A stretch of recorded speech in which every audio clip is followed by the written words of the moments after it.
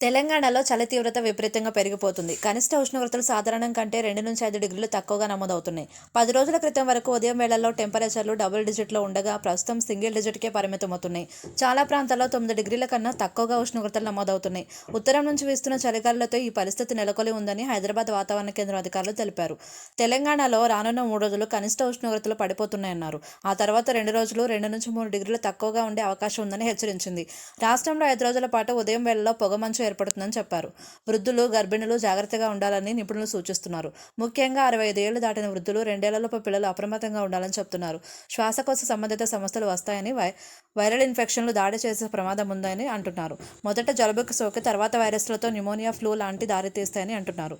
ఆరోగ్యం విషమించే ప్రమాదం కూడా ఉందని డాక్టర్లు హెచ్చరిస్తున్నారు. వృద్ధుల్లో అప్పర్ రెస్పిరేటరీ ఇన్ఫెక్షన్ వస్తుందని, దీని కారణంగా శ్వాస ఇబ్బందితో పాటు దగ్గు తీవ్రమవుతుందని అంటున్నారు.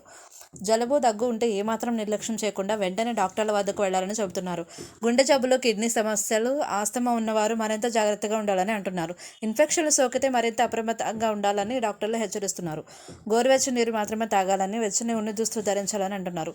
చలికాలంలో సరిగ్గా ఊపిరి తీసుకోవడంలో ఇబ్బందులు ఎదురవుతాయని అంటున్నారు.